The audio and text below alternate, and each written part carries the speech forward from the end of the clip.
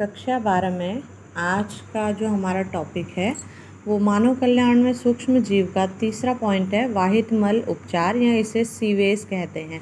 इससे पहले हमने घरेलू उत्पाद में सूक्ष्म जीवों के महत्व के बारे में पढ़ा कि कौन कौन से उत्पाद हैं जिनमें घरेलू उत्पाद जिनमें सूक्ष्म जीव हमारे लिए उपयोगी हैं। इसी तरह से दूसरा पॉइंट हमने पढ़ा था औद्योगिक उत्पाद में सूक्ष्म जीव, कौन कौन से औद्योगिक उत्पाद बनाए जाते हैं, उनका कहाँ इस्तेमाल किया जाता है और सूक्ष्म जीव उसमें किस तरह से अपना रोल अदा करते हैं।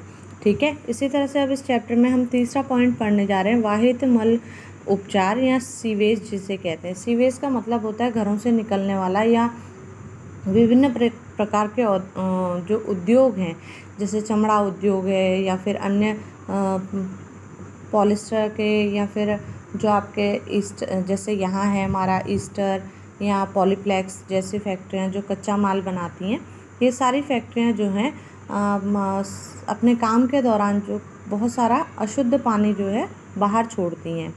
तो सीवेज का मतलब हो गया कि वाहित मल यानी कि घरों से निकलने वाला, रसोई से निकलने वाला जो भी ख़राब पानी है या फैक्ट्रियों से निकलने वाला जो भी ख़राब पानी है उसे ही सीवेज कहते हैं। ठीक है, ये बोर्ड में क्वेश्चन आता है। अब एसटीपी क्या है? एसटीपी का मतलब है सीवेज ट्रीटमेंट प्लांट, यानी कि इस सीवेज को जो ट्रीटमेंट करता है, ट्रीटमेंट मतलब उपचार, इस सीवेज का उपचार करने वाला जो प्लांट है उसे एसटीपी कहा जाता है, ये इसका पूरा नाम है।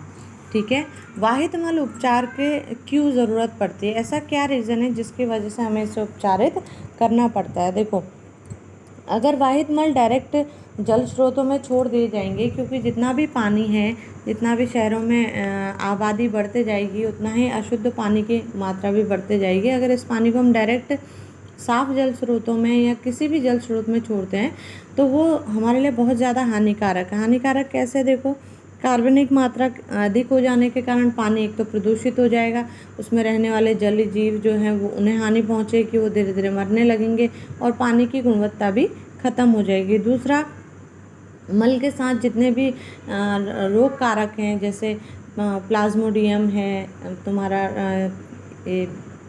फीता कृमि है, एस्केरिस हैं, इनके अंडे भी जो हैं वो पानी में मिक्स होते चले जाएंगे और विभिन्न तरह के रोग, हैज़ा या फिर डायरिया, इस तरह के रोग जो हैं वो पैदा करेंगे। ठीक है, इसके साथ ही पानी में बहुत सारे फैक्ट्रियों से निकलने वाला जो पानी है उसमें बहुत सारी भारी धातुएं होती हैं, जैसे पारा है, कैडमियम है, तो इनकी वजह से भी हमारे शरीर में विभिन्न तरह के रोग पैदा हो सकते हैं। ठीक है, तो ये सारी चीज़ें दूर करने के लिए, इन समस्याओं को रोकने के लिए ही हमें वाहित मल का उपचार किया जाता है। वाहित मल उपचार करने के लिए इस तरह का एक प्लांट लगाया जाता है जहां शहर से निकलने वाले या नगर से प्राप्त होने वाले सारे पानी को एक जगह पर इकट्ठा कर दिया जाता है। इस पानी को 3 अलग अलग चरणों में उपचारित करते हैं।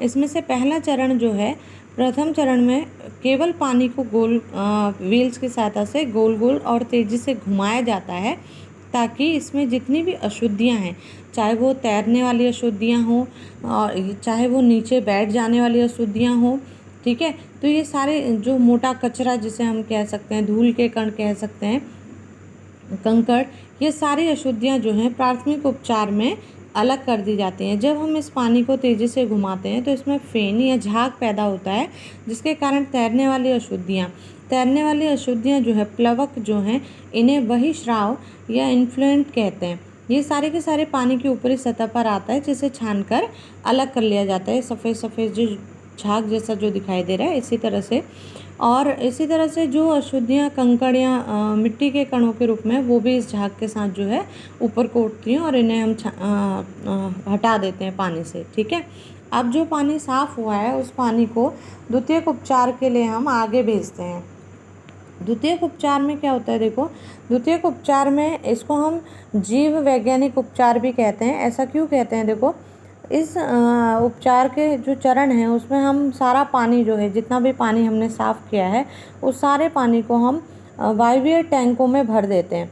बड़े बड़े से टैंक होते हैं जिनमें हवा के लिए स्पेस होता है, तो उन टैंकों से हम इस पानी को कुछ समय के लिए उसमें रखते हैं और वहाँ उसमें वायु मिलाई जाती है। ठीक है, यानी कि वायु मिलाने का मतलब है ऑक्सीजन मिलाई जाती है। तो जो वायवीय जीवाणु हैं, ठीक है, वायवीय जीवाणु जो हैं वो यहाँ पर बहुत तेज़ी से विकसित होने लगते हैं और अब अपना समूह बनाते हैं।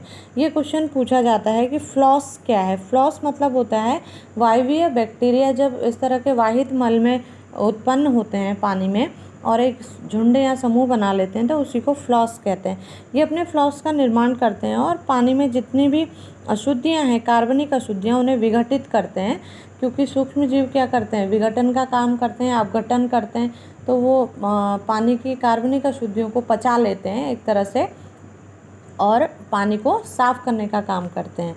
ठीक है, ये जो वाहित मल को साफ़ करने के लिए सूक्ष्म जीवों का हम इस्तेमाल करते हैं, इसे जो है BOD कहा जाता है, यानी कि ऑक्सीजन की वह मात्रा, यानी अभी हमने कहा कि जो वायुयुक्त टैंक है उसमें डालते हैं, उसके बाद पानी में हवा को या वायु को मिलाया जाता है।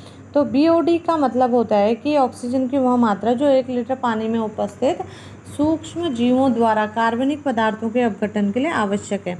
यानी कि किसी भी पानी में जितना भी कार्बनिक कचरा है उसे ख़त्म करने के लिए जितनी भी आपको ऑक्सीजन की ज़रूरत है वही उसका BOD या बायोलॉजिकल ऑक्सीजन डिमांड कहलाता है।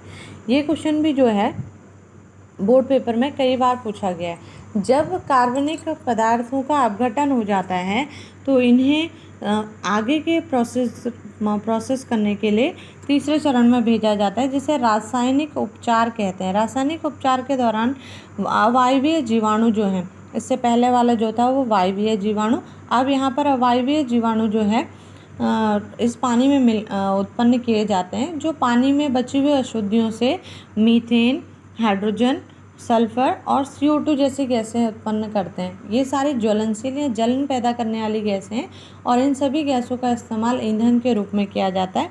मीथेन आप जानते हैं एक बायो ईंधन के रूप में इस्तेमाल होता है, जिसे बायोगैस कहते हैं। तो इस तरह से पानी को साफ़ करके ही फिर इस साफ़ पानी को, जो कम हानिकारक है लेकिन कम मात्रा में हानिकारक है, उसे फिर जल स्रोतों में छोड़ दिया जाता है। ये काम हमारे आसपास की दोनों फैक्ट्रियां भी करती हैं और नहीं करती तो उन्हें करना चाहिए। कभी अगर आपको जाने का मौका मिले तो वहाँ के कर्मचारियों से आप BOD के बारे में बहुत कुछ जान सकते हैं कि किस तरह से वो लोग प्रोसेस करते हैं। हालांकि यहाँ इतने बड़े पैमाने पर नहीं होता है, फिर भी वो ये फैक्ट्रीज़ भी जो हैं अपने पानी को साफ़ करने के बाद ही नालियों में छोड़ती हैं।